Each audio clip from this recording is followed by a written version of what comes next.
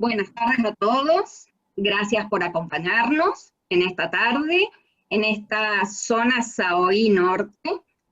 Queremos agradecer la Sociedad Argentina de Oftalmología Infantil, ALCAE, por prestarnos este Zoom, y especialmente al doctor Esteban Traveletti, que ha puesto toda la onda y toda la garra para que esto salga bien.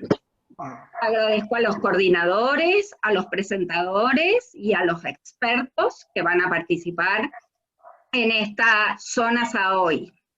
Nos acompañan como coordinadoras de la zona la doctora Miriam Berman de Tucumán y la doctora Gloria Páez Allende de Santa Fe.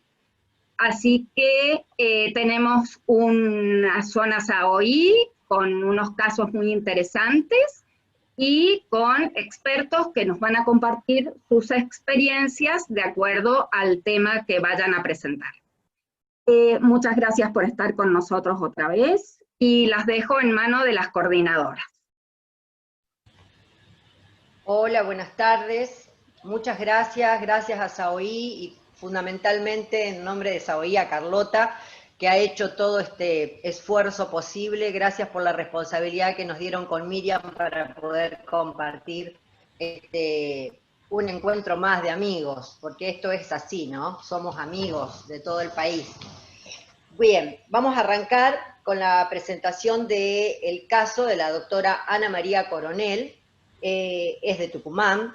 La doctora todas la conocemos, fue jefa del servicio de oftalmología del Hospital de Niño Jesús de Tucumán y hoy es directora médica del Centro Oftalmológica Tisera.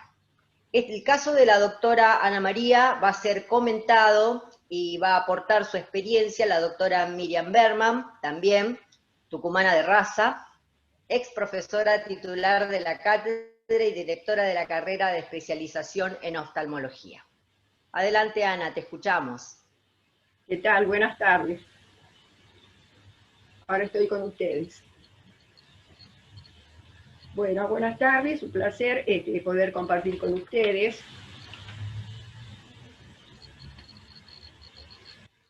El objetivo de mi presentación es mostrar un caso clínico poco frecuente, describir sus manifestaciones clínicas, actualizar criterios diagnósticos y terapéuticos. Niña de término, de 1 mes y medio de vida, que es derivada por una evaluación oftalmológica. Al examen clínico presenta un hemangioma extenso en cara que se extiende a cuero cabelludo y cuello y múltiples ulceraciones a nivel de los pabellones auriculares. El examen oftalmológico fue normal y el examen cardiovascular también. Las imágenes mostraron malformación de Dandy-Walker y malformación cerebral posterior, cuadro clínico compatible con un síndrome de fase. Junto con dermatología, cardiología y neurología, se decide realizar tratamiento con propranolol a la dosis de 2 miligramos kilo día. Se interna a la niña con el fin de poder hacer una medicación en forma escalonada para ir controlando los posibles efectos adversos, controlando su frecuencia cardíaca, y estuvo una semana internada y como hubo una buena tolerancia hicimos un seguimiento ambulatorio. A los 2 meses y medio de vida ya muestra un aclaramiento de la lesión, las ulceraciones auriculares disminuyen, el 5º mes hay un marcado retraso madurativo, aparece un distangus torsional, con una tortícolis torsional y horizontal derecha compensatoria. A los 10 meses ya es evidente que el tumor ha disminuido de coloración, de densidad y de tamaño. Por lo tanto, se suspende la medicación y se evalúa su control a largo plazo. El síndrome es un síndrome cutáneo neurovascular. FASE es un acrónimo que engloba al hemangioma junto con las anomalías asociadas, que son la malformación de fosa posterior, anomalías vasculares, coartación de aorta, cardiopatía congénita y anomalías oculares. A veces también hay anomalías del esternón. Tiene una gran diversidad fenotípica. La patogenia es desconocida, aunque se encuentra todavía en vías de investigación. El compromiso cutáneo se caracteriza por ser un hemangioma grande de 5 centímetros de diámetro, de distribución segmentaria. El 90% tiene una localización cefálica y la cara es el sitio más comúnmente afectado. El hemangioma puede situarse en la cara siguiendo 4 segmentos de acuerdo que serán lugares, de acuerdo a donde se ubique, será predictivo de la anomalía con la que se asocie. Si está en el segmento 1 y 4, se asociará a anomalías cerebrovasculares y oculares, en el 2 anomalías arteriales y en el 3 a cardiovascular.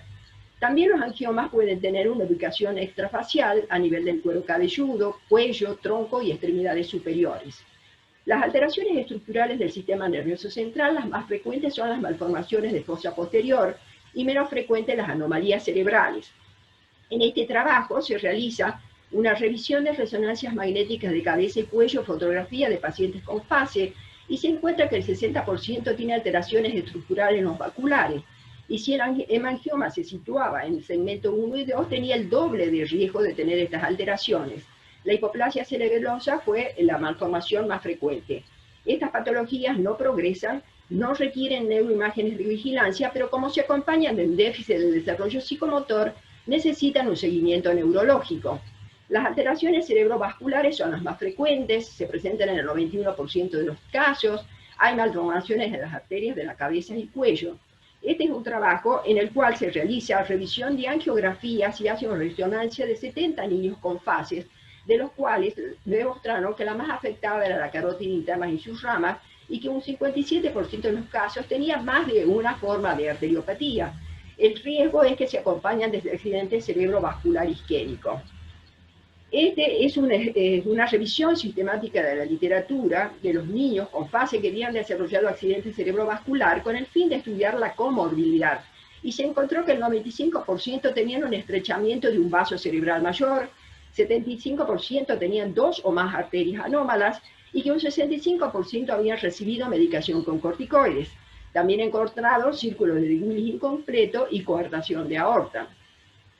Un consenso multidisciplinario estratificó el riesgo para accidente cerebrovascular de acuerdo al lugar y características que tenían las anomalías vasculares en el angiograma, y lo dividieron de alto riesgo, mediano y bajo riesgo. Si las lesiones se encontraban próximas al polígono de Willis o por arriba del mismo, el riesgo iba a ser mayor.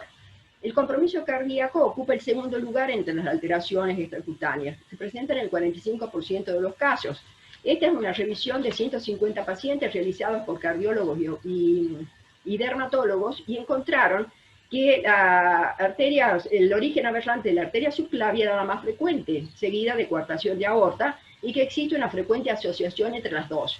En el 92% de los casos, la coexistencia de alteraciones cardíacas con anomalías arteriales de cabeza y cuello aumenta el riesgo de accidente cerebrovascular. El 30% de los pacientes con anomalías del arco aórtico necesitaron intervención quirúrgica, y los que no se operaron necesitaron seguir controlándose porque puede ser progresiva esta afección. El compromiso ocular es poco frecuente, hay anomalías del segmento posterior y anterior. En este estudio se hizo una revisión de exámenes oftalmológicos en niños con fase durante 10 años y encontraron que solo el 5% tenían compromiso ocular. La mayor complicación ocular fue secundaria a la ubicación periocular del tumor, que son la ptosis, la obstrucción de los lagrimales, los vicios de refracción y la miopía. Estos niños deben ser controlados periódicamente con el oftalmólogo durante el periodo de desarrollo visual.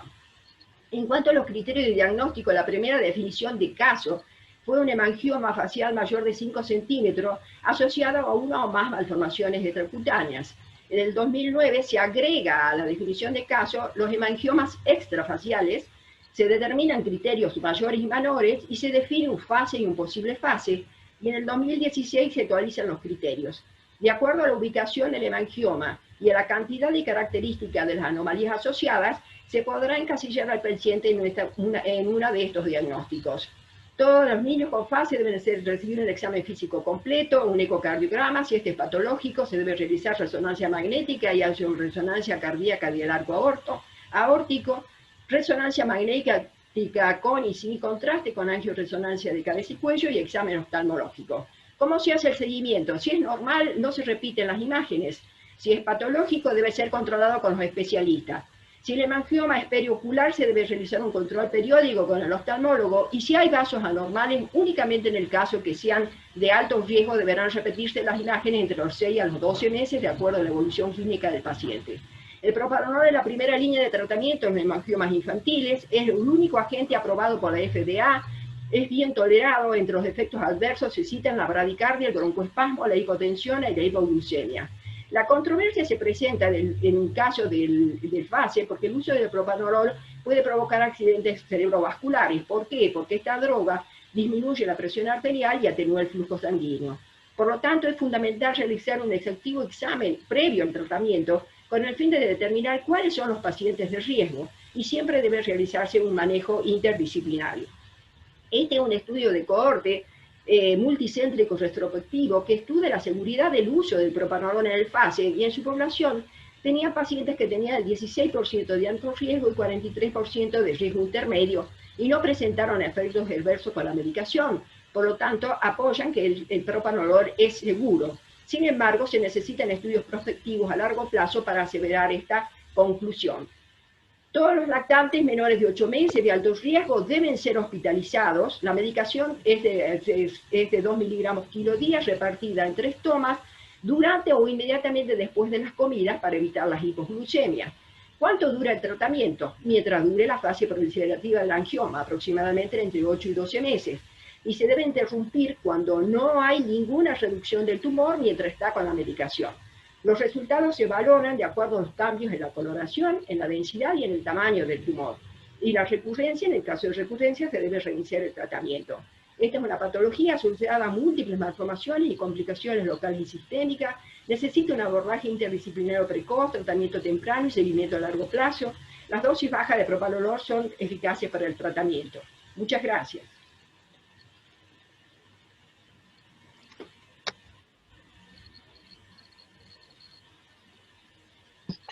Hola, bueno, yo quiero felicitar a la doctora Ana María Coronel. Presentó un caso sumamente interesante, del cual a nosotros como oftalmopediatras nos interesa el manejo del angioma, que lo hizo con propanolol. Es una patología compleja y ustedes saben que el angioma puede generar dificultades de por vida, ambliopías, vicios de refracción. El tratamiento con propanolol es un tratamiento que debe ser utilizado, se necesita más estudio, pero ya está demostrado que es efectivo. La felicito a la doctora Coronel por haber presentado este caso sumamente interesante. A continuación, yo voy a presentar a la doctora Inés Candiotti Lehmann. La doctora Inés Candiotti es la jefa del servicio de oftalmología del Hospital de Niños Orlando Alasia de Santa Fe.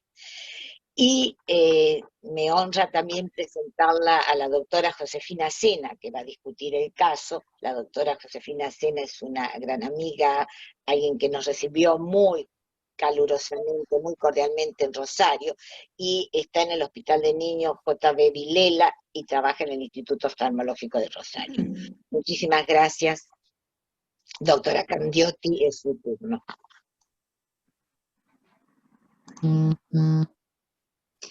Bueno, muy buenas tardes, gracias por la invitación, gracias a SAOI Norte y a la doctora Gloria Páez Allende, quien me convocó. Este es un caso que nos llega derivado al Hospital de Niños Orlando Alasia de forma urgente. No puedo pasar. No sé por qué no puedo pasar. Move tu cursor sobre la presentación y abajo aparece una flechita para adelante y para atrás, ¿o no? Bien, perdón. Nos llaman de urgencia del interior de la ciudad. Es un niño de 1 año y 5 meses de edad derivado por estrabismo y leucocoria. Cuando el niño ingresa al consultorio, el examen general no presenta antecedentes personales ni familiares de jerarquía, no tiene internaciones previas, tiene un buen estado general y es hijo único. Al examen oftalmológico presenta la inspección, ojo derecho, buena fijación y seguimiento, acorde con su edad, y ojo izquierdo, una leucocoria y un estrabismo divergente. Biomicroscópicamente, ojo derecho se encuentra normal, ojo izquierdo evidenciamos un estrechamiento de la cámara anterior, una leucocoria retrocristaliniana de color evidentemente amarillenta y vascularizada. Motilidad ocular extrínseca, ojo derecho normal, ojo izquierdo exotropia de ángulo notable. Oftalmoscopía binocular indirecta, ojo derecho es normal y ojo izquierdo presenta un desprendimiento de retina globuloso con presencia de vasos anómalos tortuosidad vascular y compromete región macular. Este es el niño, se puede evidenciar en la foto de la izquierda como el reflejo rojo está alterado. Fue bastante complicado sacar la fotografía por la edad. Esa es una imagen ampliada de la biomicroscopía. Oftalmoscopía binocular indirecta, se puede ver el desprendimiento total y la tortuosidad vascular. Otra imagen del fondo de ojo. Y otra un poquito más ampliada que me gustó por la tortuosidad que se veía. Bien, en ese mismo momento llevamos al niño a la sala de imagenología, realizamos una ecografía de modo B, donde se puede observar la totalidad de la cavidad vitrea ocupada con un contenido hiperecoico, o sea, aumentado de ecogenicidad y heterogéneo. Adelante, no sé si puedo marcar acá, aquí adelante se puede ver cómo el cristalino está desplazado hacia adelante y es el colapso de la cámara anterior que vimos biomicroscópicamente. A nivel posterior se ven ecos lineares compatibles con el desprendimiento de retina, de mediana reflectividad, y podemos evidenciar que no hay componente cálcico evidente. Bien, nuestra primera sospecha diagnóstica, por supuesto teníamos en mente el retinoblastoma, pero nos inclinamos para una enfermedad de Coats. La enfermedad de Coats es una vasculopatía idiopática congénita caracterizada por telangiectasias y aneurismas congénitos a nivel de retina y depósitos intra- y subretinales que pueden conducir a un desprendimiento de retina sectorial o total y conllevar también una ceguera unilateral si es algo crónico. Normalmente esta patología se da 3-1 en el sexo masculino. Las edades, hay reportes de casos que amplían el rango etario, yo puse de 6 a 8 años, pero hay casos que denotan de 4 meses a 28 años, es no hereditaria, es unilateral en un 90% de los casos, y lo que sí es interesante es que en todos los estudios se evidenció que cuanto más pronta es la manifestación clínica, o sea en lactantes y en niños, es mucho más crítico que en un adulto. En el adulto es más crónico y progresivo. Si bien la etiología es incierta, se sabe que hay una relación en el trastorno de la permeabilidad a nivel de las células endoteliales de la retina, dando un deterioro en la barrera hematorretiniana que conduce a la formación de telangiectasias y aneurismas. Esta alteración en esta barrera hace que los exudados, tanto lipídicos, sanguinolentos, se depositen en el espacio intra o subretinal, dando el desprendimiento de retina. El cuadro clínico es variable, se puede variar desde disminución de agudeza visual, estrabismo, leucocoria, y me gustó esta clasificación porque hay muchas, pero esta es muy clínica y me pareció muy gráfica para el caso. El estadio 1 es un estadio asintomático, se da más que nada en adultos, a veces presentan estrabismo, y si se cronifica, ahí recién puede haber una manifestación de agudeza visual disminuida. El tratamiento es variable, da posibilidad de utilizar varios tratamientos como crioterapia, fotocoagulación con láser para obliterar el vaso que fuga, y el bevacizumab está discutido. Y el estadio 2 es un estadio más antiguo, más crónico, donde el paciente presenta leucocoria, puede ya presentarse con ceguera y a veces una crisis hipertensiva con dolor ocular si sucede. El tratamiento es expectante, pero siempre hay que acordarse que hay que tener en cuenta si es un ojo que presenta dolor, tener siempre presente la enucleación. El método diagnóstico es clínico y se realiza por oftalmoscopía binocular indirecta, angiografía, ecografía, tomografía y resonancia. Los diagnósticos diferenciales más importantes son retinoblastoma, toxocariasis, retinopatía del prematuro, cataratas o síndrome de vítreo primario hiperplásico. Este niño, como era del interior de la provincia, se fue a la casa de un familiar a pocas cuadras del hospital, mientras esperábamos todo lo que sea resultado del laboratorio, exámenes complementarios e interconsultas, en el transcurso de 4 o 5 días, pero ante nuestra sospecha diagnóstica y no pudiendo descartar la presencia de un retinoblastoma, planificamos una cirugía de enucleación cuando hayamos tenido todos los laboratorios pedidos. Solicitamos tomografía y resonancia, el laboratorio completo arrojó resultados normales, la serología para TORCH fue no reactiva, la inmunoserología negativa y la interconsulta con reumatología y oncología fue normal. Tomográficamente, si ustedes evidencian el globo ocular izquierdo, se observa la totalidad de la cavidad vitrea ocupada de manera hiperintensa, lo que nos puede estar hablando de una formación de tejidos blandos o contenido hemático subagudo. Si fuera agudo daría una imagen mucho más hiperintensa. Pedimos una ventana ósea para ver si encontramos presencia de elementos cálcicos, lo cual no lo hallamos, igual que en la ecografía. En la resonancia también podemos ver un aumento de la intensidad del humor vítreo, y acá podemos ver que el nervio óptico no se encuentra comprometido y región posterior de la órbita tampoco. A los 10 días el paciente reingresa al hospital con un cuadro hipertensivo, con un cuadro agudo, dolor en el ojo izquierdo, ojo rojo, epífora y mal estado general. Se interna el paciente en ese momento, se le suministran dosis de acetazolamida, donde se observan buenos resultados, se calma el cuadro de dolor, se realiza una toma de presión bajo anestesia, el ojo derecho da 12 milímetros de mercurio y el ojo izquierdo 30. Por supuesto, luego de este cuadro se pide quirófano, se plantea la cirugía, se realiza la cirugía de nucleación del ojo izquierdo, se envía la pieza anatomía patológica, quien ratifica el diagnóstico de síndrome de Coats, y actualmente el niño usa una cascarilla protésica cosmética en el ojo izquierdo, con imposibilidad de volver a controles por la pandemia. Muchísimas gracias.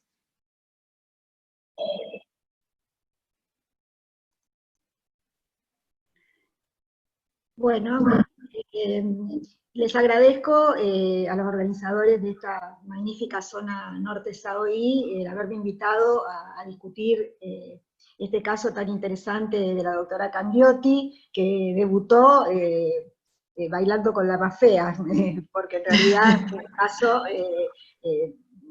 duro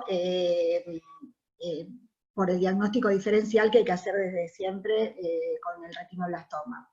La enfermedad de Coats es una enfermedad que al mismo tiempo que apasiona por lo difícil de saber su porqué, asusta justamente porque es difícil diferenciarla del retinoblastoma, más en los grupos etarios más chicos, como este caso. En un one-to-one, pero que fue una joya, que coordinó la doctora Susana Lamio con la doctora Alejandra Laurich Matet, argentina radicada en Francia y que se dedica a Coats.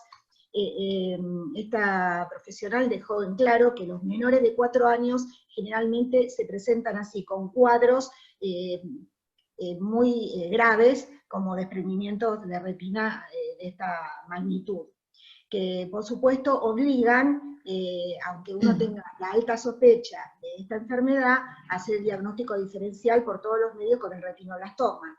Primero porque en eso va la vida del chico, y segundo porque siempre hay que realizar, antes de proceder a la nucleación, de sacarle un ojo a un chico, hay que hacer todo para tratar de justificar ante los padres, y que los padres acepten y entiendan el riesgo-beneficio que es dejar un ojo que no dé, cuando a veces todavía no es doloroso, sin tener el diagnóstico de certeza. Hay que hacerles entender que primero está la vida del chico.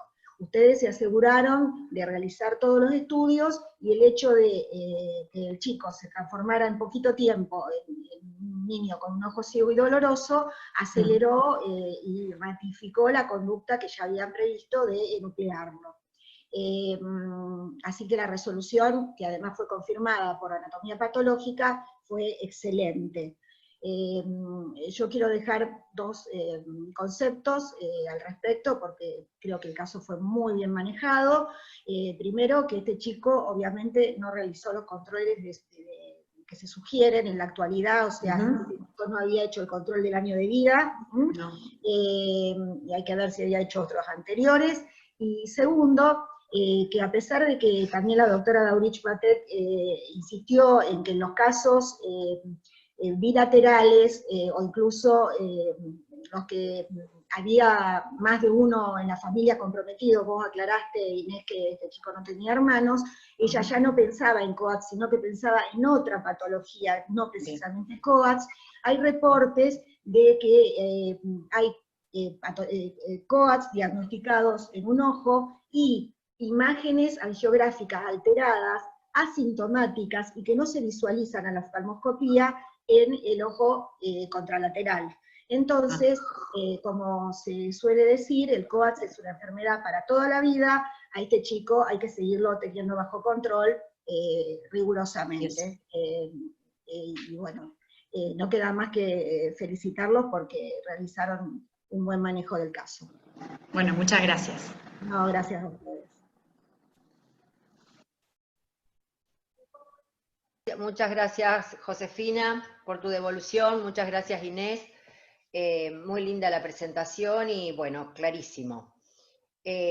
Continuará con la exposición la doctora Lorena Sancho. Ella es especialista en oftalmología infantil, es egresada de la Universidad Católica Argentina, ex becaria del Hospital Garrahan y actualmente ejerce en el servicio de oftalmología del Hospital de Niños de Tucumán, también otra tucumana. En este caso, invitamos a la licenciada Amelia Palacios para que haga más que discusión, su comentario, que aporte su experiencia, ya que la licenciada es especialista es licenciada en rehabilitación visual, es profesora de discapacitados visuales y está abocada al trabajo con niños que tienen patología neurológica. Además, Amelia la conozco de toda la vida, desde la vida oftalmológica pediátrica, diría yo, porque Amelia, si bien es de Paraná, ha trabajado muchos años y sigue en contacto permanentemente con Santa Fe. Así que vamos a escucharla, Lorena. Adelante con tu caso. Bueno, muchas gracias, muy buenas tardes. Les quiero agradecer por invitarnos a participar de este Ateneo Zona Norte. Y yo les voy a presentar el caso de un niño de 1 año y 11 meses que ingresa en el mes de diciembre del 2019 a la guardia del Hospital de Niños por un TED grave con arma de fuego y herida en la región occipital. Ingresa lúcido, conectado, en la guardia se le hace soporte vital, le colocan el collar cervical, vía para hidratación y transfusiones, se lo intuba, se lo colocan en asistencia respiratoria mecánica y se le realiza imágenes. En la tomografía computada, en un corte axial, se puede ver el hematoma, la solución de continuidad en la región ósea occipital, la pérdida, la desestructuración de los lóbulos occipitales y la pérdida de masa encefálica, sobre todo a nivel del lóbulo occipital derecho. Lo mismo se puede corroborar en los otros cortes de la tomografía, los cortes coronales y los cortes sagitales. Este niño, luego de realizarse o de obtenerse esta imagen, ingresa a quirófano, es asistido por neurocirugía, sale de quirófano y pasa aproximadamente 1 mes y medio en la unidad de cuidados intensivos. Allí evoluciona favorablemente, se va descomplejizando al paciente hasta que llega el momento en el que puede realizar la consulta oftalmológica. En la consulta oftalmológica podemos ver que Ramiro no fija ni sigue los objetos, que la biomicroscopía es normal, que a pesar de no fijar, impresionaba una exotropia intermitente, no presentaba nistagmus, los reflejos eran normales en ambos ojos, una esquiascopía que era normal para la edad, y en fondo de ojo, polo posterior y periferia no había particularidades. Este es un video donde se puede ver la actitud visual, o evaluar la actitud visual de Ramiro. Le ofrezco un juguete de colores intensos, brillantes, se los pongo cerca, y Ramiro ni siquiera lo fija.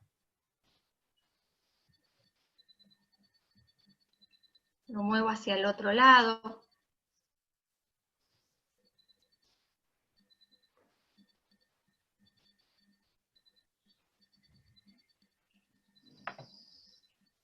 Aquí yo se lo acerco y le pido a la mamá que ponga las manitos de Ramiro sobre el juguete.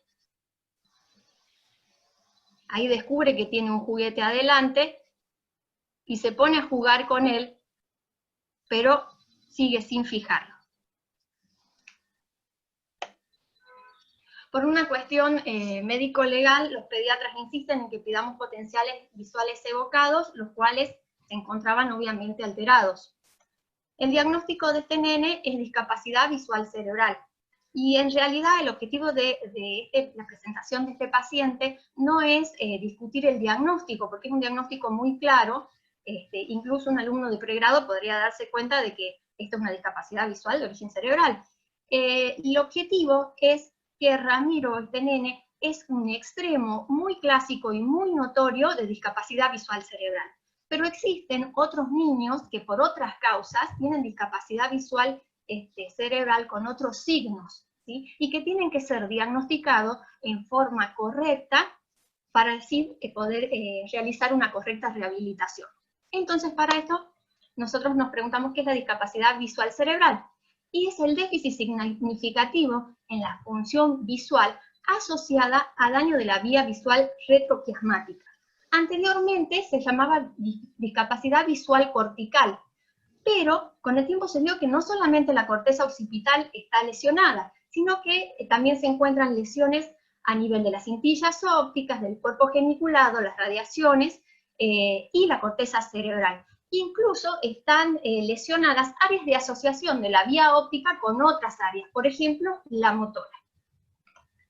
¿Pero por qué se produce esto? Las causas son congénitas en niños que tienen malformaciones cerebrales congénitas y adquiridas, por ejemplo, en niños que han tenido hipoxia o isquemia perinatal por un síndrome de sufrimiento fetal o porque han tenido una hipoxia e isquemia postnatal porque se han ahogado en una pileta, por un trauma, como es el caso de este paciente, por epilepsias, en niños que han sufrido o se les ha realizado angiografías o cirugías cardiovasculares porque son cardiópatas, por infecciones, por drogas o por trastornos neurológicos.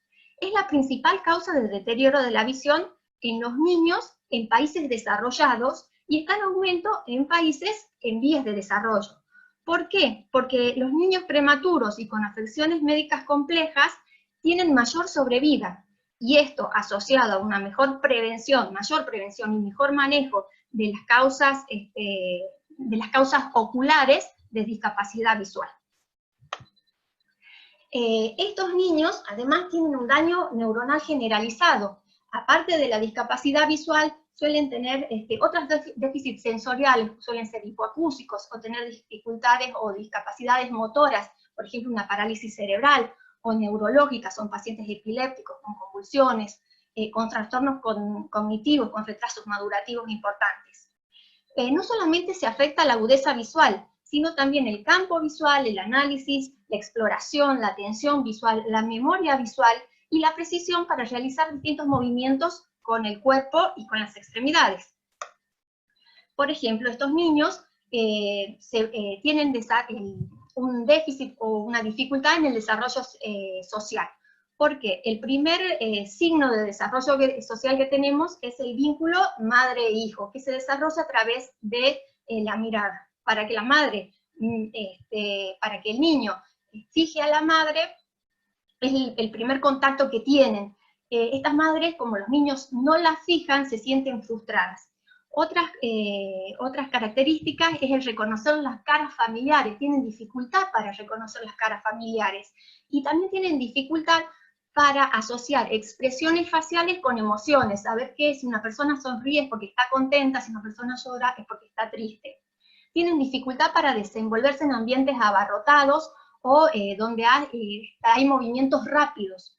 Entonces son niños que suelen aislarse en los patios de juegos, en los recreos, o que no les gusta jugar a los deportes, ¿sí? Y eso a veces se interpreta como problemas de interacción con los pares, o con autismo. Otra dificultad que encuentran, o que tienen, es encontrar objetos en determinada área del campo visual. Y también tienen dificultad para procesar objetos, letras, formas, números, y esto también muchas veces es erróneamente diagnosticado como trastornos del aprendizaje.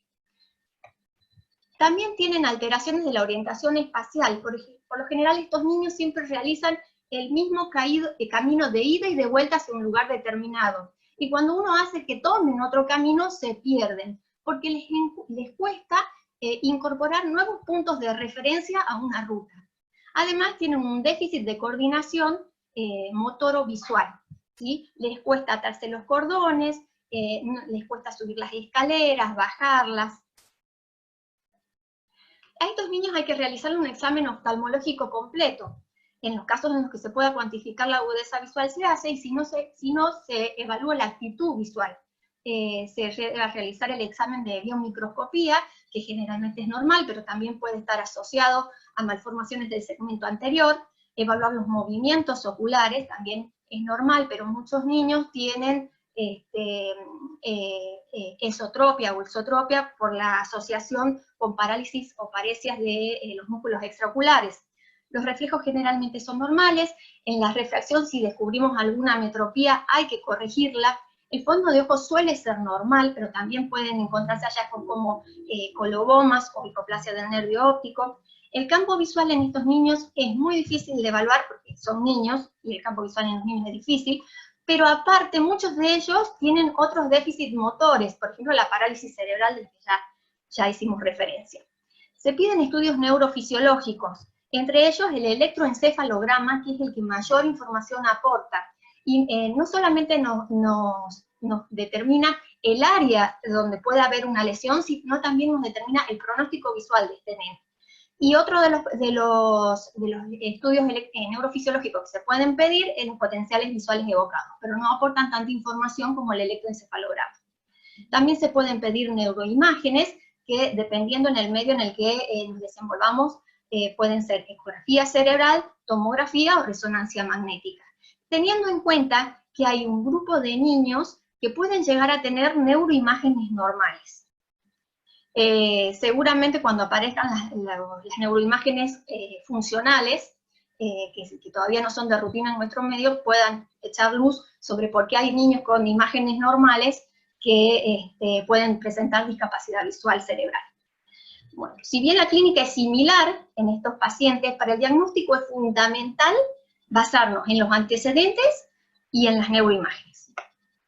Como conclusión, es importante que el pediatra y el oftalmólogo reconozcan a un niño que tiene discapacidad visual cerebral, ¿sí? Como causa de este retraso en el desarrollo visual, y teniendo en cuenta siempre los antecedentes de este niño. Porque una vez que reconozcan la discapacidad visual cortical, es el primer paso para iniciar una rehabilitación, que en muchos de los casos es muy exitosa. Y para esto es fundamental la estimulación visual temprana. Y para terminar esta presentación con un final feliz, yo les voy a mostrar, este es Ramiro, hace 2 semanas atrás. Llega sin tropezarse, le muestro un juguete, lo fija, lo mira, lo sigue, mantiene, y todo esto gracias a la plasticidad neuronal y a la estimulación visual. Muchas gracias.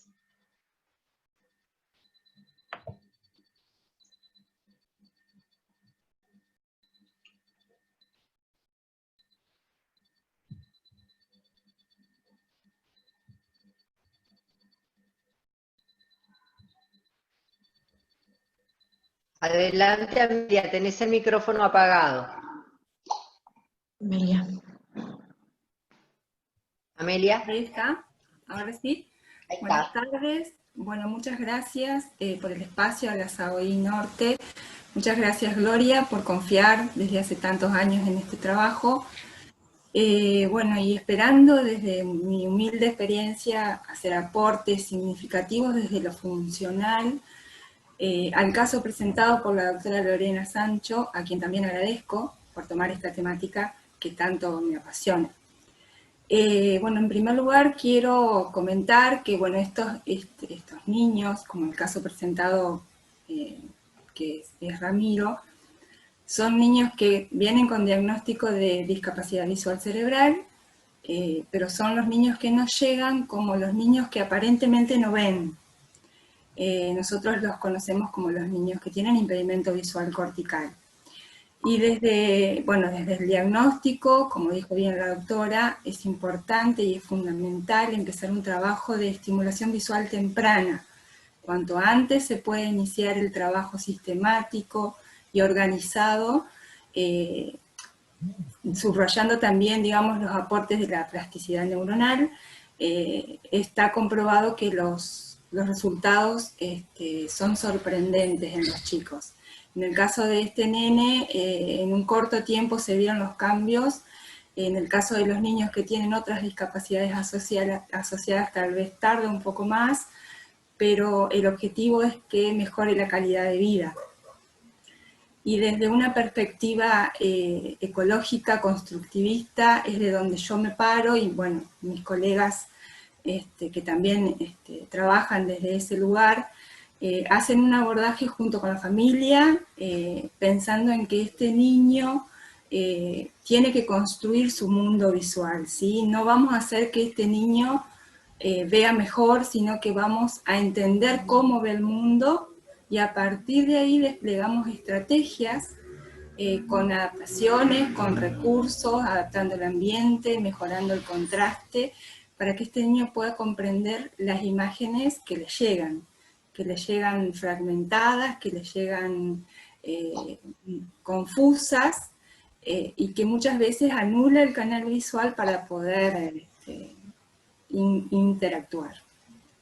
Un poco el objetivo de la estimulación visual temprana es ayudar a este niño a que genere un vínculo con la mamá. Como bien dijo la doctora, son niños que les cuesta mirar a la cara porque no pueden detectar los rasgos críticos, entonces se trabaja mucho desde ese lugar para generar un vínculo, y se trabaja desde el juego, que es el escenario desde donde el niño nos puede conectar, ¿sí? Obviamente utilizando protocolos, utilizando valoraciones estandarizadas, realizando una primer mirada evaluativa, pero no única ni en un único momento, sino una evaluación como proceso, porque estos chicos tienen variabilidad en la funcionalidad visual, hay días que parece que ven y hay otros que parece que no ven, entonces se toma una valoración como un proceso y a partir de ahí se despliegan estrategias, pensando en poder, digamos, mejorar su calidad de vida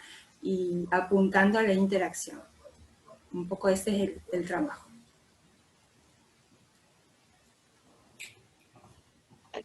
Hola, ¿qué tal? Quiero felicitar, excelentes los trabajos de Lorena y a la licenciada Palacios, que nos dio el énfasis en lo que es la rehabilitación visual de niños, un tema importantísimo. Me toca a mí ahora presentar al doctor Darío Bustos. El doctor Darío Bustos es oftalmopediatra, egresado de la Universidad Católica Argentina. Trabaja en la Clínica Rasari en Concordia, Entre Ríos. Y a mi coequiper, ¿cómo la voy a presentar? A Gloria, mi querida amiga Gloria, que está con dedicación exclusiva a la oftalmología infantil. Es jefa del Centro Oftalmológico del Hospital de Niños Dr. Orlando Alasia de Santa Fe. Muchas gracias, el doctor Darío Bustos, su presentación.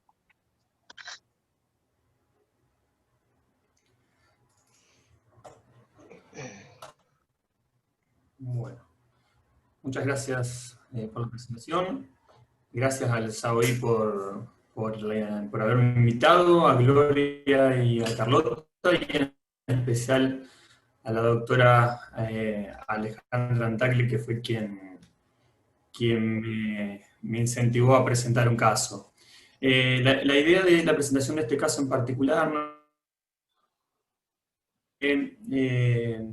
digamos, lo que es la miopía en consultorio, es un caso que se me presentó a finales del año pasado y que por cuestiones personales de la paciente y bueno, de la pandemia no lo tengo totalmente cerrado hasta el momento. Se trata de una paciente de 3 años que me consultó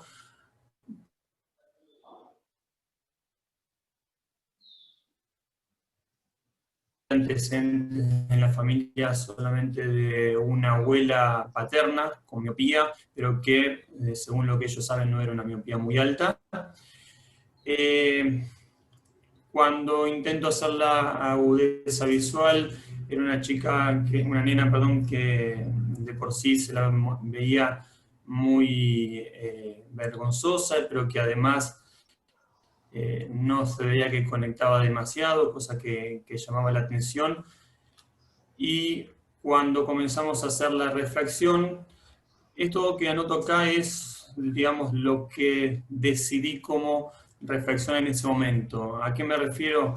Cuando la refracción la nena colaboraba bastante bien, las medidas eran muy variantes. Pasaba de -10 a -20 de miopía, y el astigmatismo se mantenía entre -6 y -8, cosa que me llamaba mucho la atención, no solamente pensando en lo que era posiblemente la acomodación, sino también en el astigmatismo que me variaba bastante a pesar de que la paciente tenía una buena fijación. La pasamos por varios refractómetros y pude al final hacer una esquioscopía más o menos confiable, por lo cual tomamos como refracción esto. En la ciclopegia un -9,50 a un -2, y en la ciclopegia del ojo izquierdo -9 a -2,75 con 160.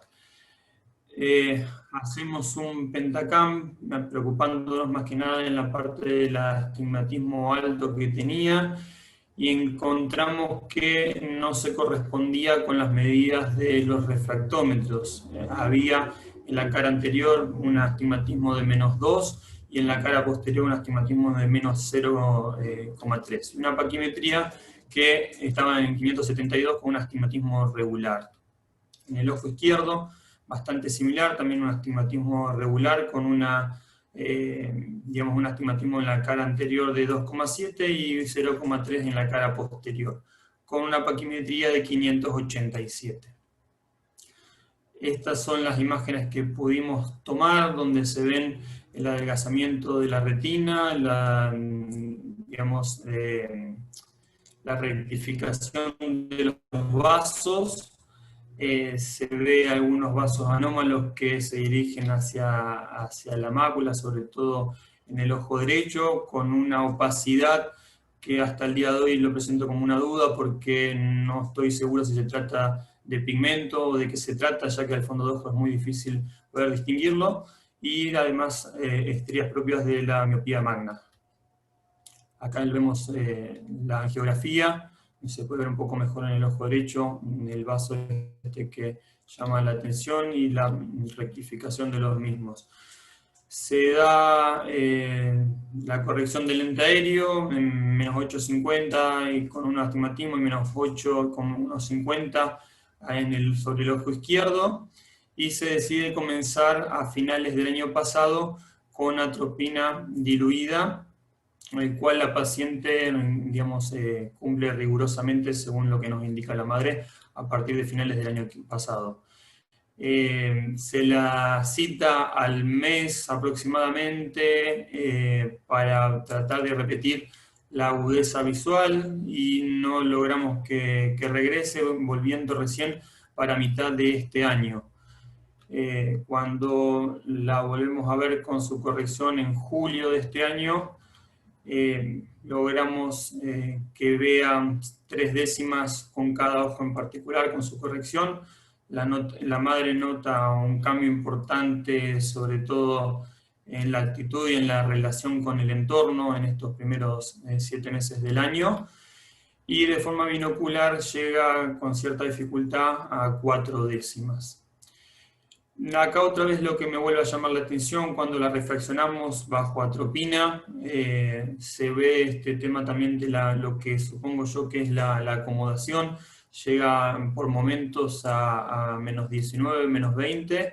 El astigmatismo es variante, pero no nos da tan alto como las primeras veces. Ahí es donde nos da la duda si realmente se trataba de un problema de los aparatos en sí, digamos, en los refractómetros que en un principio hicimos las medidas, o está relacionado con, digamos, un astigmatismo que no precisamente está en la córnea, sino que puede estar en el cristalino o en la retina incluso. Podemos hacer el largo axial, donde vemos que tiene 25,05 en el ojo derecho y 0,2 en el ojito izquierdo. Y bueno, y de estos me surgen algunas cuestiones como para rever y que me quedan ahí en el aire, que son para preguntarse. Primero lo que decía, el tema de los errores de artefactos, si estos realmente eran problemas de los refractómetros, o al tener miopías tan altas ya dejan de ser confiables. Por esto es que nos apoyamos mucho en la esquiascopía, bajo cicloplegia, por supuesto, porque era muy difícil hacerlo sin. ¿Qué imagen estamos viendo en el ojo derecho? La opacidad esa, digamos, se queda como un signo de interrogante ante qué estamos. En tratamiento, bueno, ella ya empezó con atropina el año pasado, está con el lente, empezamos con parches de forma alterna, pero bueno, pensando en cosas a cambiar, el estilo de vida. Hoy en día todos sabemos que es muy difícil despegar a los chicos de las pantallas, pensar en lentes progresivos, no solamente aéreos, sino también en lentes de contacto, quizás complejos vitamínicos. Es una nena que recién tiene 3 años y le quedan muchos años de vida por delante, y las posibles complicaciones son demasiadas, y las posibilidades de que su miopía sigue aumentando es bastante alta. Y acá es también donde nos preguntamos, digamos, de recurrir a la estimulación visual como otra de los tratamientos para poder potenciar la visión de esta nena, que ya de por sí está con una visión comprometida. Por eso quería destacar en tema de la importancia del diagnóstico a tiempo, es decir, esta nena seguramente la miopía la presentaba antes, no fue notado los síntomas por, digamos, la gente que la rodeaba, pero creo yo que llegamos en un momento donde podemos hacer todavía mucho por delante. Apoyamos mucho en el tema de la cicloplegia, en la esquiascopía, esto por lo que decía antes, que fue desde un principio todo un tema poder encontrar bien cuál era la refracción verdadera de esta nena, y continuar con los controles de lo más cerca posible, o sea, para ver, digamos, potenciar, como decía recién, su visión, mantener lo que más se pueda a raya su miopía, y estar atenta a cualquier complicación que pueda llegar a surgir a futuro. La idea de la... Bien. Sí. No, eso, quería aclarar eso. Mi idea no era meterme en miopía, porque creo que los oftalmopiatras es un tema que tenemos muy presente y que en el día a día en el consultorio luchamos y combatimos contra todos los factores que pueden presentar, que pueden hacer que se presente miopía o que la empeoren, pero me parece un caso interesante, ya que no es muy común encontrar miopías tan importantes en chicos tan chiquitos, y además, digamos, con tanta duda desde lo que tiene que ver con la refracción, que a veces uno lo toma como algo que puede ser muy sencillo por apoyarse en el refractómetro, en una esquiascopía, y en este caso hasta el día de hoy sigue siendo bastante confuso, o sigue dejando abierta ese interrogante. Sí, gracias Darío, muy bien.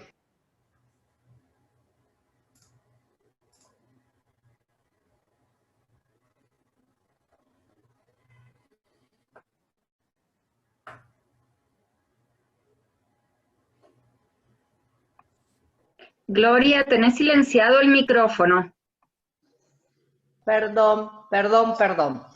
Decía que es un caso difícil. Un niño de 3 años que se presenta con ya esas dioptrías tan altas, es para hacer varias evaluaciones. En principio, no hay duda de que la refracción hay que hacerla bajo cicloplegia, porque has tenido fluctuaciones en las medidas ópticas, y no sería aparentemente un problema el tema del astigmatismo, porque vos te apoyaste en varios estudios complementarios, de lo cual te felicito, porque no es fácil en un chico de 3 años poder acceder a todo esto. Sirven como apoyo diagnóstico, digamos, pero evidentemente la clínica manda, y el sentido común y la experiencia. La cicloplegia bajo cicloplegia, el autorrefractómetro puede ser fiable o no, pero siempre manda también en estas cuestiones tan chiquitos la esquiascopía. Eso es una de las premisas que también lo dejaste muy marcado y es correcta. La topografía en los chicos, si bien no es fácil, se puede hacer siempre y cuando se tape un ojo y se haga fijar con uno y se fije con el otro, porque los parámetros topográficos de esa manera son muy precisos, digamos. Y en realidad, según esa topografía, te coinciden las curvas, te coinciden las K para el astigmatismo de 2 dioptrías, que es el que tomaste originariamente, ¿sí? 2, 2.5 entre un ojo y el otro, pero eso sí es el astigmatismo corneano. Tal cual lo que dijiste, es probable que esa fluctuación te dé por alguna otra, otro componente refractivo que no es precisamente la córnea. El astigmatismo corneano está claro, la topografía te lo da. Puede ser por cristalino o por alguna patología más profunda. Yo me apoyaría más en el fondo de ojo, repetiría la oftalmoscopía binocular indirecta y en todo caso apoyarme con retinografías para tener un parámetro de dónde estamos partiendo. La ecometría en la parte de refracción te coincide para la miopía original que tuviste, o sea que para mí es muy importante el largo axil, las curvas, también la topografía te da el aplanamiento de la cama, del centro corneano, porque periféricamente tenés casi 700 micras de paquimetría y el centro es plano. Coincide con que, en mi criterio, a los 3 años, este niño está transitando por un pleno proceso de metropización, en donde si bien el largo axil puede seguir aumentando, todos sabemos que sigue siendo básica el antecedente familiar, el antecedente genético, no hay una genética dominante, pero sí, evidentemente, ante estas miopías tan altas, seguramente es congénita si hablamos y nos quedamos con el tema refractivo puntualmente. Es un miope alto, con antecedente familiar seguramente, en algunos antecedentes lejos, pero que no son bien claros en principio. Los parámetros refractivos los tenés, porque están claros. En el OCT yo mucho no me confío en esta edad, supuestamente tengo entendido, al menos con el equipo que nosotros trabajamos, no están estandarizados para chicos tan chicos, y la agudeza visual, me apoyaría en la clínica, en donde la agudeza visual ahí del lado derecho es exactamente igual y tan baja como la del lado izquierdo. Si hubiese una lesión en mácula, te tendría que estar dando menos agudeza visual de un ojo en relación al otro. Dato clínico, independientemente al apoyo de otros diagnósticos, de otros métodos de diagnóstico. ¿Qué otra cosa? El miope no acomoda mucho, por lo tanto, esa variabilidad que te da en las dioptrías no diría que tiene mucho que ver con el factor acomodativo en un miope tan alto y en un chico de 3 años. Lo del defecto óptico ya te dije, lo de las hemorragias es dudosa si es que realmente es del lado derecho. Y con respecto a los tratamientos alternativos, trataría de... está faltando algunos estudios para descartar patología de retina. Cuando la miopía es tan alta de entrada, acordate que la miopía maligna, como le decíamos antes, evidentemente viene acompañada o puede estar relacionada con una enfermedad heredodegenerativa o alguna otra enfermedad retiniana, que todavía no está claro o no está diagnosticado. Pero yo apoyaría que pidas un potencial visual evocado, más bien un electroretinograma, estudios electrofisiológicos para descartar alguna patología en retina. El hecho de que vaya a ser progresivo o no, sí, va a aumentar, pero todavía este chico tiene chance de compensar algo durante su proceso de metropización, que está transitando por él, como decíamos. Entonces yo, en mi práctica personal, soy una de las que creo que está en el 70% de los oftalmopediatras de Latinoamérica, según dieron la autoridad de estadísticas, donde no estoy usando atropina. Yo no la usaría en un chico de 3 años, no creo que me modifique demasiado, y más si este caso pinta para una miopía con patología de retina probablemente. no sé cuál sería el beneficio. Si bien hay un sinnúmero de estudios, es todo un tema para tratarlo, no me voy a meter en eso, si da tiempo lo charlamos. Yo a este chico le daría puntualmente la corrección astigmática total, que son 2 y 2,5 dioptrías, valiéndome por la topografía. Y corregiría casi el total. ¿Por qué digo casi el total de esa miopía de casi 10 que te dio? Porque me dejo un margen de 2 dioptrías y media para que el chico tenga confort en la visión cercana. En nuestra experiencia, los que tenemos muchos años, sabemos que si les das, obviamente cuidando que no se ambliopice bilateralmente. Esto enfocando a esta miopía desde todo lo refractivo, pero ahondemos detalles, extrememos los recaudos para poder seguir investigando si este chico tiene o no otra patología que no es solo una miopía alta. No nos quedemos solo con la refracción. Y estimulación visual desde ya. Apoyo totalmente el dar la corrección, empezar la rehabilitación mientras se sigue con los estudios para poder descartar otra patología. Gracias, Darío. Yo aporto esto en base a mi experiencia y hay mucho por hablar por miopía. Esto es una afección que está estudiada desde hace cientos de años, porque así, desde el siglo pasado, que se aplica la atropina también, hay millones de investigaciones y estudios sobre la miopía. Yo sigo manejándome con una miopía leve, moderada y severa.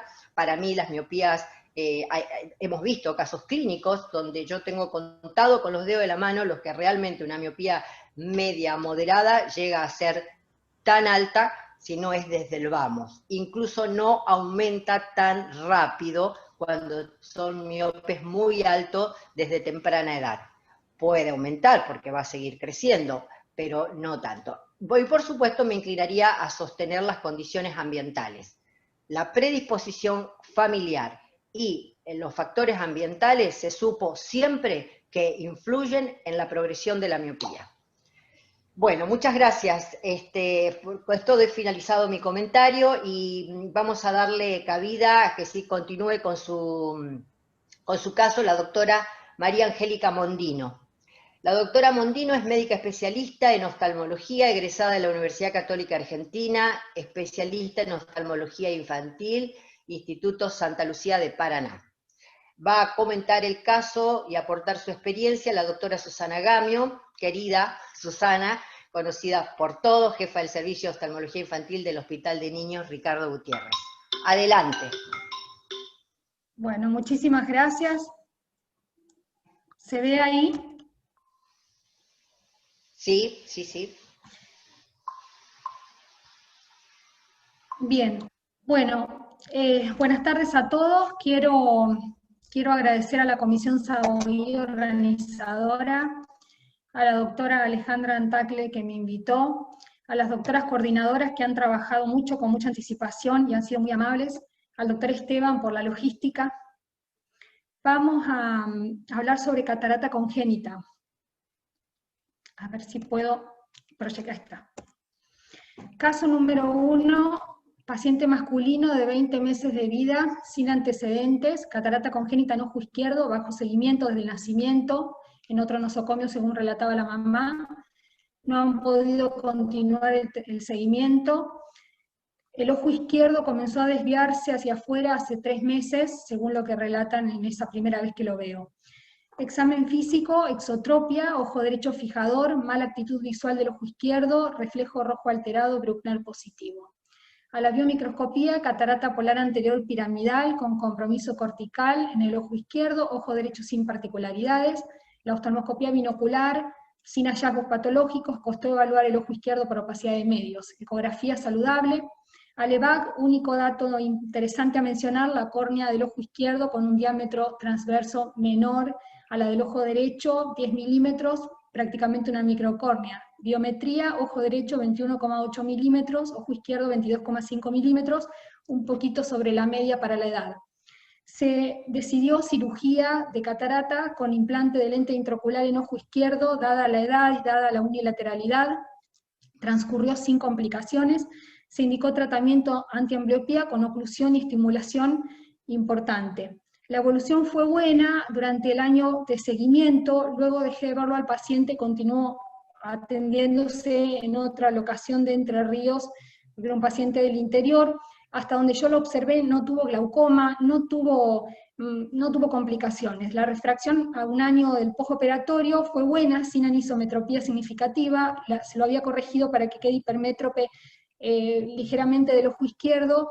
La refracción un año era muy buena, habrá que continuar viendo cómo evoluciona. La exotropia mejoró mucho, se repitieron los EVAC posteriormente, se hizo Jack láser al año, no tuvo contracción del saco capsular, fue bueno el postoperatorio. Caso número 2, paciente femenina de 3 meses, sin antecedentes personales ni familiares, consultó por el control del recién nacido, no pudieron acudir antes, relató la mamá, esto fue a principios de la pandemia, están llegando más tarde, esa es la realidad. Al examen físico, Bruckner positivo alterado con reflejo rojo abolido en el eje visual, más a derecha, a la biomicroscopía, miriasis mala, incompleta, catarata de polo posterior cristalino bilateral, involucrando eje visual más densa en el ojo derecho. A la oftalmoscopía, sin hallazgos patológicos, más difícil evaluar mácula y grandes vasos en el ojo derecho por opacidad de medios. La actitud visual no tenía nistagmos a los 3 meses, al test de edificación preferencial de LEA, no más de 0,5 ciclos por grado a 30 centímetros, es decir, 0,5 ciclos por centímetro. No tenía nistagmos, es la realidad, era una fijación espuria, no era lo mejor de actitud, no era muy buena su actitud. Laboratorios normales, TORCH negativos, los EVAC, nada interesante dentro de parámetros normales. Se decidió cirugía de ambos ojos sin implante de lente intraocular, capsulorrexis posterior y vitrectomía anterior. Esta es una foto de la rexis posterior. La evolución fue buena, sin complicaciones, mejoró la actitud visual, tiene ya 6 meses, me mira, agarra los juguetes, tratamiento de ambliopía a la fecha adaptada con lentes de contacto y aéreos, le están funcionando mejor los aéreos ahora, está en estimulación. Cataratas en pediatría, podría hablar un montón, en honor al tiempo, digamos que la patología congénita del cristalino tiene una incidencia según la AO al día de la fecha de 1 en 4.000 a 1 en 10.000 nacidos vivos en el mundo. De las cataratas congénitas constituyen el 10% de las pérdidas visuales en pediatría. Pueden asociarse o no a condiciones oculares y sistémicas, generalmente cuando son bilaterales tenemos que pensar en causas sistémicas, enfermedad secundaria a una enfermedad sistémica. Pueden ser parciales o completas, pueden ser estables o progresivas, ahí les dejo un cuadro de la Academia Americana en la última publicación de este año. Evaluación clínica debe ser completísima, tenemos que recabar antecedentes familiares y antecedentes personales, observar a los padres a la lámpara de hendidura, tenemos que hacer una evaluación física completa, guiada por el pediatra, genética, tenemos que evaluar el ojo muy bien, tenemos que hacer retinoscopía con y sin dilatación, para ver qué tan visualmente significativa es la opacidad, tenemos que mirar al paciente al biomicroscopio para ver el tipo morfológico de la catarata, para ver si tiene asociación a otras patologías oculares como una digenesia de segmento anterior, como una aniridia, tenemos que estudiar el polo posterior y si no podemos hacer ecografía, tenemos que tomar la presión ocular, hoy con los tonómetros de rebote es más fácil, a mí me ha funcionado muy bien, incluso para el postoperatorio, tenemos que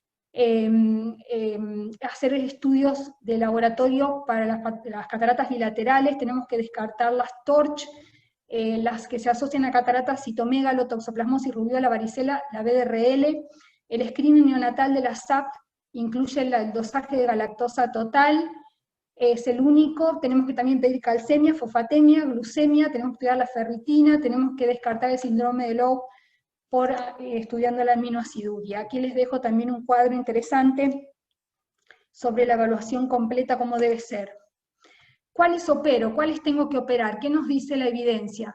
Bueno, tengo que operar no todas, no tengo que operar todas, tengo que operar las que son visualmente significativas. ¿Cuáles son visualmente significativas? Las completas, por supuesto, y las opacidades parciales. Dentro de las opacidades parciales, hay muchas publicaciones de hace muchos años, te diría que de los años 70, he leído un montón de publicaciones al respecto. Básicamente tenemos que operar las opacidades que comprometen al eje visual, que son grandes, más de 3 milímetros, en núcleo polo posterior y que son densas. Ese es un dato relevante. Aquí se ven imágenes, les puse unas fotos, arriba son opacidades no significativas, una polar pequeña, 1 milímetro, un lenticono que es incipiente, una lamelar con muy buen reflejo rojo. Esas no son visualmente significativas, las de abajo sí, nucleares, densa, polar posterior, densa. Esta foto que ven acá es de un paciente que vi justo la semana pasada, 15 días de vida con una catarata nuclear densa. Nada reemplaza la clínica, hay que tomar siempre la agudeza visual, pero también la realidad es que a veces se valora la agudeza visual en un bebé recién nacido, no es simple, y la realidad también es que cuando aparece el nistagmus y la exotropia sensorial, no te digo que es tarde, pero la mejor oportunidad seguramente ya pasó, eso lo dice la literatura, entonces tenemos que tener criterio. ¿Qué nos dice la ciencia? Bueno, con respecto al punto nodal, el punto nodal es un concepto hablado de hace muchísimos años, en realidad es un concepto teórico que como hipótesis explicativa es valedero, pero es un concepto teórico que explica muy bien el pinhole, pero no es tan bueno para lo que es un sistema óptico no teórico, sino finito como es el ojo. Pero es un interesante concepto que justificaría por qué operar, o intentaría explicar por qué operar las polares posteriores y las nucleares. Pero lo que nos interesa en realidad son los trabajos clínicos, la investigación clínica. Este trabajo es el trabajo de Parks, que es un trabajo presentado en el 92 en la Academia Americana, citado por Taylor, muy citado. Ellos estudian a 120 pacientes operados retrospectivamente, y ellos correlacionan la agudeza visual que tienen estos pacientes con un seguimiento a 5 años, con respecto al tipo de cataratas, y son los primeros en demostrar que existe relación entre la agudeza visual a seguimiento a largo plazo con el tipo específico de catarata. Entiéndose por esto la morfología y la historia natural que va a tener esa catarata que usted está diagnosticando en el recién nacido. Esta imagen que les muestro acá es una imagen de la clasificación de Schroeder para las cataratas polares posteriores. Las cataratas polares posteriores, el 65 al 80% de los casos son bilaterales, y pueden ser desde subcapsulares ligeras hasta densas, que realmente a veces implementan también el riesgo de ruptura capsular intraoperatoria, y según Schroeder, la clasifican grados de 1 a 4, y él sugiere, y esto es muy citado, que cuando tenemos un grado 3 a un grado 4 significa que al retinoscopio está alterado el reflejo rojo, no estando en midriasis el paciente en condiciones normales, y son quirúrgicas. Con respecto a las polares anteriores, ¿son inofensivas? Sí, son pequeñas, son polares anteriores, pero también progresan, no son del todo tan inofensivas, en particular dentro de estas las piramidales, que son progresivas, y se asocian a opacidad cortical más tarde, no inicial, pero más tarde, y hay trabajos científicos incluso donde describen tras un trauma dislocación a la cámara anterior y edema de córnea. Nos pasó con este paciente del caso 1 que les contaba, que el resto piramidal se desprende a la cámara anterior y hay que sacarlo con un forceps, realmente no se puede aspirar, es un resto piramidal realmente llamativo y significativo. También se describe ambbliopía, anisometropía en estos casos, entonces hay que controlarlos igual. ¿Cuándo y cómo operar? Bueno, en esto no hay duda, las cataratas congénitas visualmente significativas se operan antes de las 6 semanas cuando son unilaterales, antes de las 10 semanas cuando son bilaterales. El implante de lente intraocular entre el año, los 2 años, en esto el IATS, la afaquia Treatment Study es contundente, es evidencia científica nivel 1, no antes del año. Abordaje anterior o vía pars plana, cuando el plan es afaquia, capsulorrexis posterior y vitrectomía anterior, siempre por la tendencia a opacificar el eje. Abordaje anterior por córnea clara o túnel escleral con cápsula intacta o capsulorrexis posterior cuando se implanta LIO. Esto quisiera dejarlo a la experticia del cirujano, hay mucho publicado, algunos prefieren colocar la LIO y luego hacer un abordaje vía pars plana, hacer la vitrectomía, otros prefieren hacer un abordaje anterior para la vitrectomía, luego colocar la LIO, algunos prefieren colocar una lente de 3 piezas en el sulcus y hacer un atrapamiento de la óptica en la rexis posterior. Eso va mucho, hay muchísimo publicado, va en la experticia del cirujano y es válido cualquiera de estas técnicas. ¿Qué nos dice el IATS? El IATS es evidencia científica nivel 1, es un trabajo multicéntrico, prospectivo, randomizado, bien controlado. Ellos demuestran que la cantidad de casos en los que tienen que reintervenir es mayor en los pacientes en los que le implantan la LIO antes del año que en los pacientes que dejan afáquico con lentes de contacto. Aunque la agudeza visual final es la misma, pero la cantidad de reintervenciones, de complicaciones, incluso hasta intraoperatorias con prolapso iridiano intraoperatoria es mayor. Recomendaciones destacadas en honor al tiempo: operar con urgencia cataratas visualmente significativas, desde las publicaciones de los 70 hasta el día de la fecha, porque me sorprendió que verlo también escrito de esta manera en la publicación de la Academia Americana del curso clínico actual del 2020. Cataratas visualmente significativas son las densas, las nucleares a polo posterior, de más de 3 milímetros, no implantar LIO antes del año ni en las unilaterales. Lo primero es evidencia nivel 3, lo segundo es evidencia nivel 1. Capsulorhexis posterior y vitrectomía anterior en afaquia siempre, tratamiento ambliopía y seguimiento estricto para todas. No confiarse. Y llega la primavera. Les dejo una frase de Antonio Machado. Muchísimas gracias.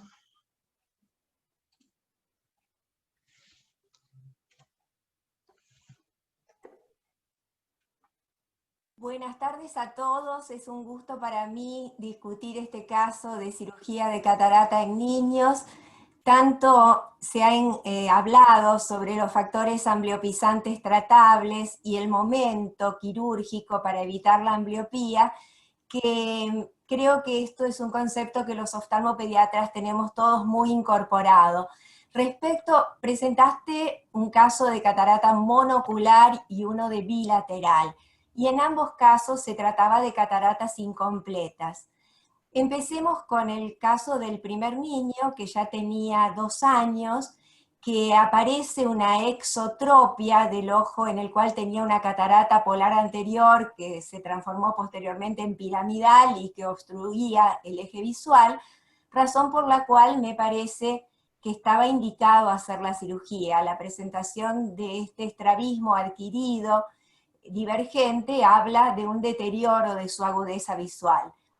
No mencionaste, si bien decís que planearon una hipocorrección quirúrgica, no mencionas cuánto hipocorrigieron la graduación del lente intraocular, y la refracción posoperatoria que muestras es prácticamente metropía a los 2 años, lo que habla de que muy posiblemente ese ojo sea bastante miope en la adolescencia. También nos cuentas que hicieron un jack láser posteriormente en un examen bajo anestesia. En principio me parece que hubiera estado indicado hacer una capsulotomía posterior primaria con vitrectomía anterior por la edad en la cual se operó este niño. Estoy totalmente de acuerdo con el hecho de haberle colocado lente intraocular, e incluso yo estaría de acuerdo en colocar en una catarata monocular un lente intraocular aún en menores de 1 año, porque grupos colaborativos americanos, precisamente de estos que mencionaste, actualmente dicen que después de los 6-7 meses, o sea, previamente al año, se pueden colocar lentes intraoculares, y más aún en una catarata monocular, que todos sabemos lo difícil que es la colocación de un lente de contacto en forma sistemática, el cambio de la graduación, sumada a la oclusión en estos niños que tienen un ojo sano contralateral. Con respecto a la catarata bilateral capsular posterior, ahí el decidir el momento quirúrgico es un poco más difícil, porque la valoración, no tenemos una agudeza visual muy confiable a esa edad. Este paciente no tenía nistagmus, por supuesto que no tenemos que esperar que aparezca, pero tampoco tenía estrabismo. El valorar sí se valora en base al comportamiento visual y en base a la observación del fondo de ojos. En este caso, indudablemente, me parece bien la conducta que adoptaron, que fue la cirugía de catarata sin colocación de lente, con la capsulotomía posterior y la vitrectomía anterior, y por supuesto, la adaptación luego de los aéreos, que siempre en estos niños permiten una corrección óptica más permanente que lo que hacen los lentes de contacto. Sabemos todos que los lentes de contacto en los niños pequeños necesitan de una gran colaboración por parte de los padres, que no siempre la tienen, y además de un gran gasto, porque los lentes se pierden, porque muchas veces hay que cambiarlos periódicamente con bastante rapidez. siendo que el aéreo a esta edad es una buena opción. En definitiva, me gustó mucho la presentación de los casos y solamente difiero en esto. Yo pondría lentes intraoculares en menores de 1 año, por supuesto no antes de los 6 meses, pero después de los 6-7 meses sí, más aún en las monoculares, y siempre capsulotomía posterior y vitrectomía anterior. Perfecto, muchísimas gracias, Susana. Aprovecho para saludarte en el día de hoy del docente, la verdad es que eternamente agradecida, siempre aprendiendo. Sí, el primer paciente me había quedado una hipermetropía de 2,5 dioptrías, tampoco quería dejar tanta anisometropía por la unilateralidad, y ya que arrancábamos con una ambliopía, muy probablemente se miopice. Esa refracción es fabulosa, pero le falta mucho por crecer y se va a miopizar. Otra cosa que no mencioné es que generalmente estas cataratas monoculares con compromiso de la cápsula anterior suelen tener astigmatismo, y este paciente lo tenía. A veces son astigmatismos altos que en los niños que no son quirúrgicos, porque la catarata polar anterior no es, digamos, visualmente significativa, hay que corregir el astigmatismo porque eso es lo que puede ambliopizar. Me olvidé de decirlo, pero vi que el astigmatismo que tenía no era demasiado importante, pero siempre hay que tener en cuenta eso, que en las polares anteriores hay que buscar el astigmatismo. También, si se puede mirar, eso lo quería decir, disculpen, y lo acabo de recordar, si se puede mirar el ángulo, hacer conioscopía y tener en cuenta que las microcórneas se asocian más a glaucoma. Sí, sí. Eso sí. También. Gracias, Angélica. Bueno, ahora muchas gracias a ustedes. Me toca a mí presentar el último caso, pero antes que nada quiero agradecer al CAE, a la SAOI y a todos, a Carlota, a todos los colaboradores, y las presentaciones han sido excelentes.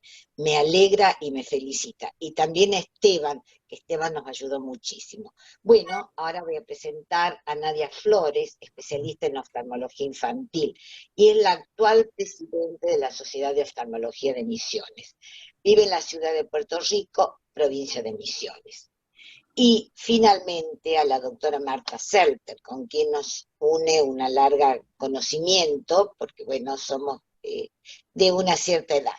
Es oftalmóloga pediatra, retirada del Hospital de Niños Ricardo Gutiérrez, y es docente del curso superior de la Universidad de Buenos Aires. Muchísimas gracias. Adelante, Nadia.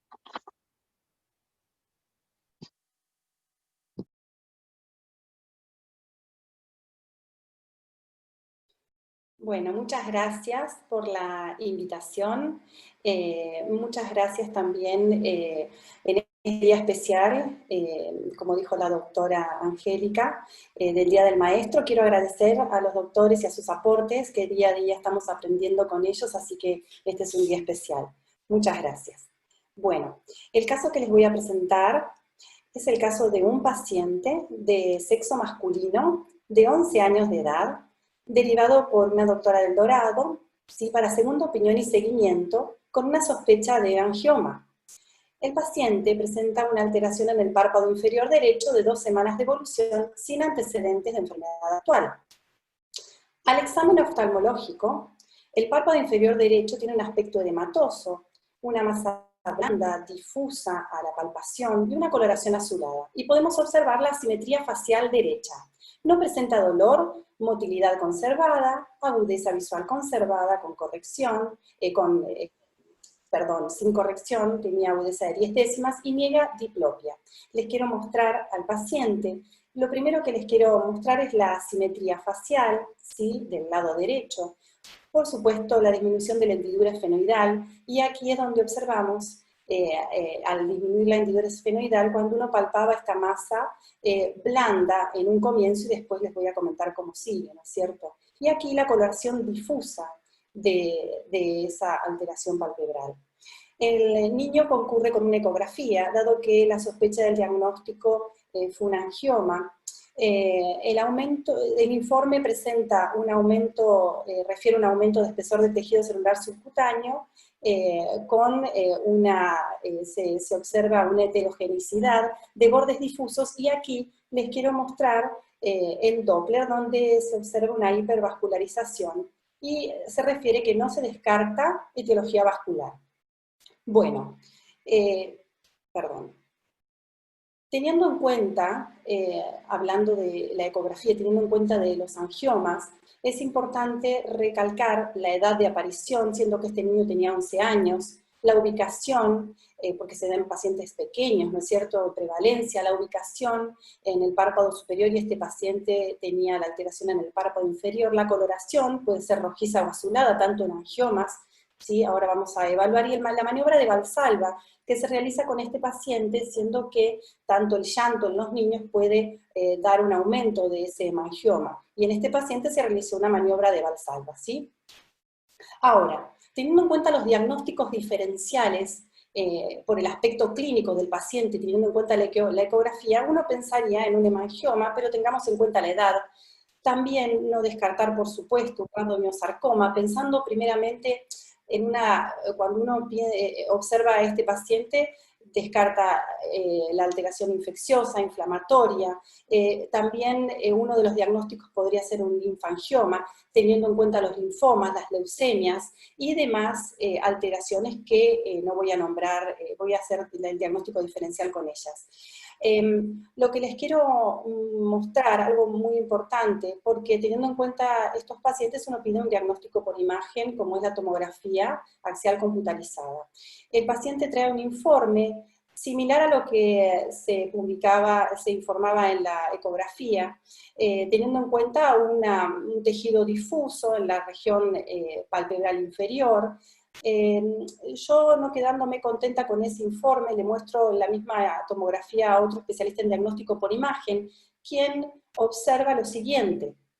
Observa que aquí tenemos este tejido blando rodeando, este es un corte axial, perdón, a nivel del hueso maxilar, donde están los senos maxilares, y quiero que miren, este es el lado derecho, esta es una vista inferior, por supuesto, el lado izquierdo, y quiero que observen este tejido blando en la cara anterior del hueso maxilar, y quiero que observen aquí, es donde el especialista en diagnóstico por imagen me llama la atención, y me muestra la medular ósea, donde nota una diferencia entre el lado derecho y el lado izquierdo, cuestión que me dice de pedir una resonancia magnética.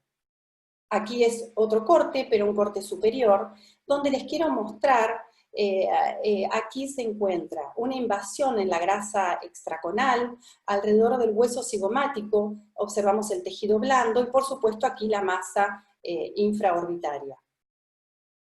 Ahora, en este corte lo que les quiero mostrar es que no tenía una proptosis marcada el paciente, también lo vimos en la fotografía, y aquí, esta es una resonancia, no una tomografía, donde se observa este tejido blando, y aquí la medular ósea, que con el contraste realza tanto el tejido blando como la medular ósea. Este es un corte coronal con contraste y sin contraste, donde aquí vemos esa masa y aquí su realce, ¿sí? Bueno, teniendo en cuenta este paciente, y siendo que estamos en el interior de Misiones, ¿sí? Es importante a los pacientes derivarlos, hablar con los médicos que lo van a recibir, hablar al paciente cuando tenemos una patología que es sospechosa, tumoral, tener en cuenta que el paciente puede no entender lo que le estamos diciendo, y esto es tiempo dependiente. Hablamos con la doctora Alejandra Villagra del Hospital de Clínicas, quien nos deriva por esta patología al Hospital Italiano o al Hospital Garraham. El paciente concurre al Hospital Italiano a los 5 días de que nosotros consultamos con la doctora en el Hospital de Clínicas. Ya tenía su turno para hacer una biopsia. A la semana les muestro el resultado. Este es el resultado de la biopsia, ¿sí? Donde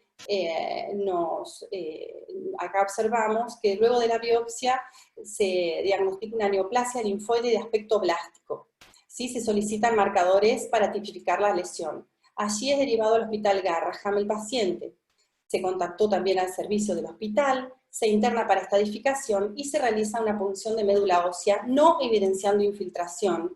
¿Y por qué recalco esto? Porque teniendo en cuenta el diagnóstico, es importante evaluar la médula ósea por la leucemización, siendo que el linfoma linfoblástico agudo y la leucemia linfoblástica aguda son patologías hermanas, vamos a decir, desde el punto de vista inmunohistoquímico.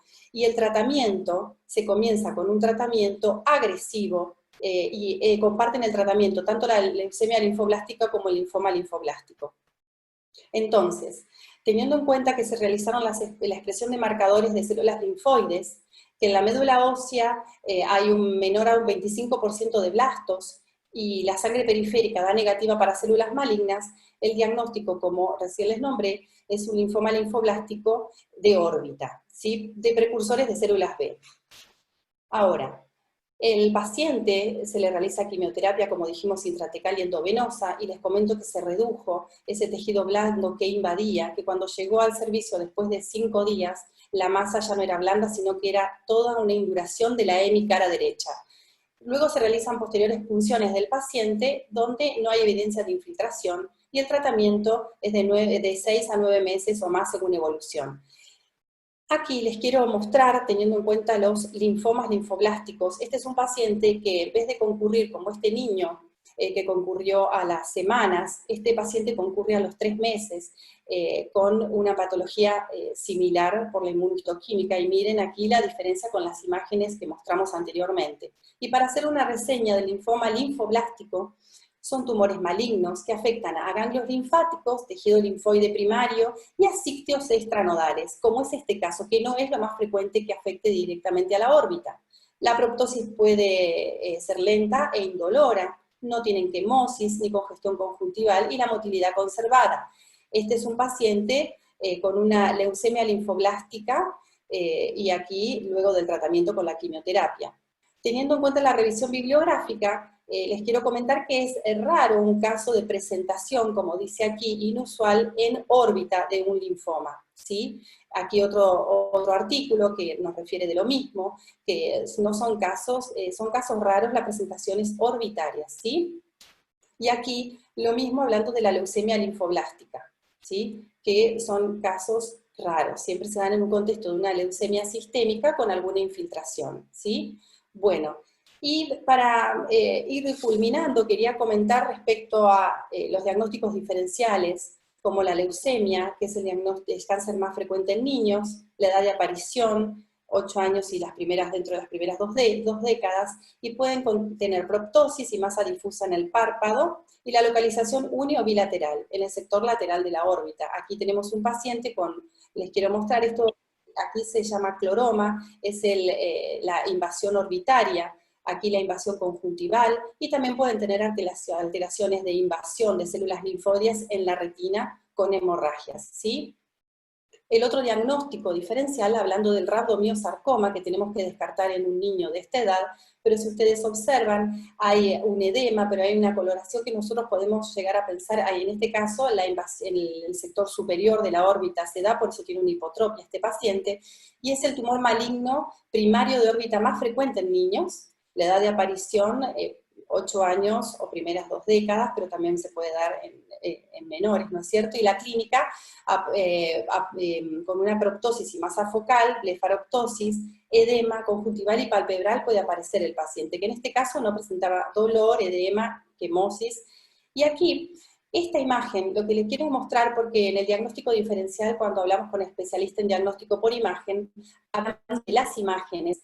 En esta imagen la masa no es difusa, este es un rhabdomiosarcoma, no es difusa, es localizada, lobular, y aquí lo más importante es que hay destrucción ósea, y nuestro paciente no tenía esa destrucción ósea, aquí la anatomopatología. Y por último, el hemangioma capilar, que fue el diagnóstico en el que se pensó en el niño, se da en niños pequeños, como digo, puede tener una regresión al nacer o antes de los 6 meses, rápido crecimiento y regresión, y la ubicación, se da en el párpado superior y la coloración bien podría ser, pero teniendo en cuenta el ecodoppler que les quiero mostrar, es un ecodoppler similar al que tenía el niño, con una hipervascularización y una alteración, digamos, del tejido heterogéneo y difuso que se encuentra aquí también.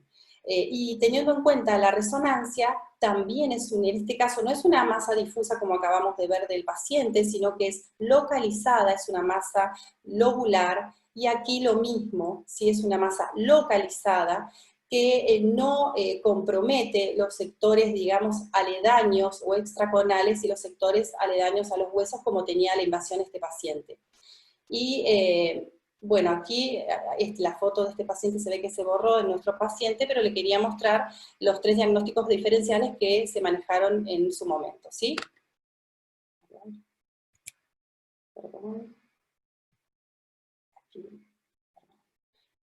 Y como conclusión, importante en este caso, el trabajo multidisciplinario, el compromiso y la relación con el paciente y su familia marcarán la diferencia en el diagnóstico, la adherencia al tratamiento y el seguimiento. Bueno, muchas gracias por su atención.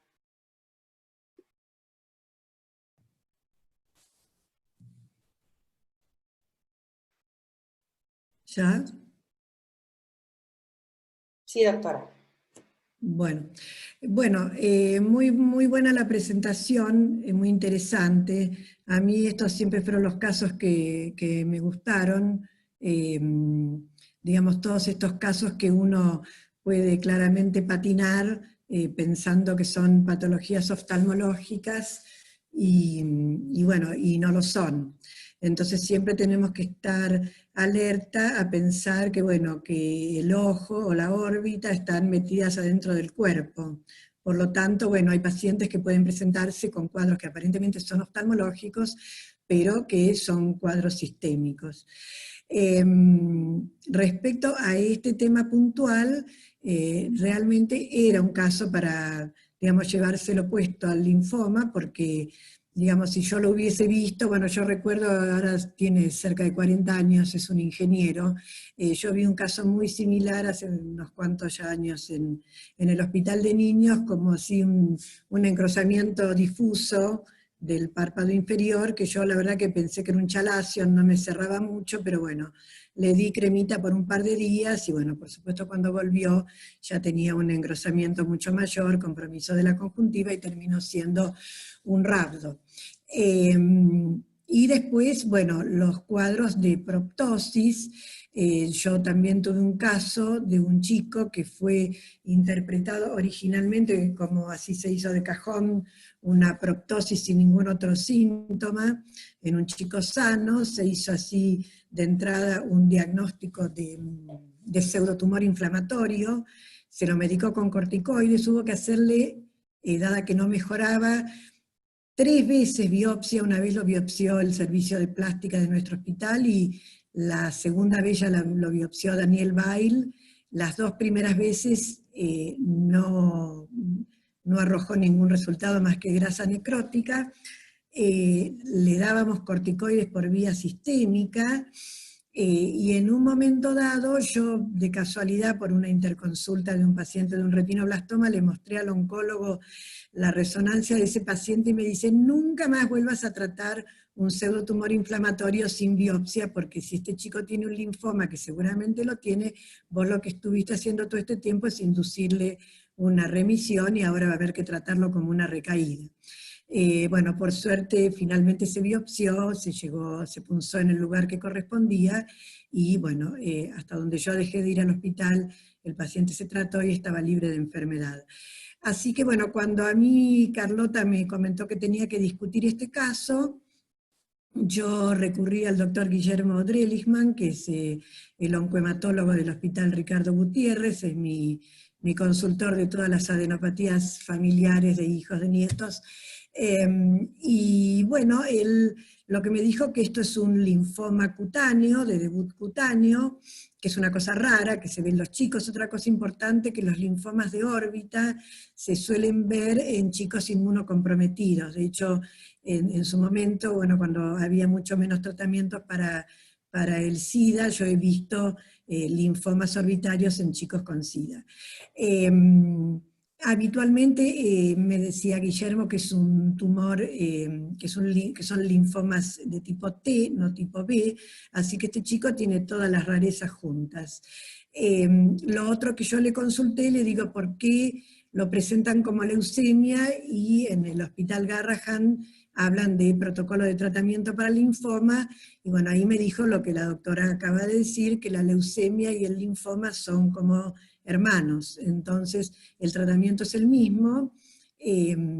Cuando a mí Carlota me presentó el caso, creo que hablaba de un 2% de infiltración de la médula ósea, lo que me dijo que por eso se interpreta como un linfoma y no como una leucemia, pero me dijo, dale tiempo, que en poco tiempo esa médula ósea ya va a estar invadida y se va a leucemizar. De todos modos, el tratamiento es el mismo.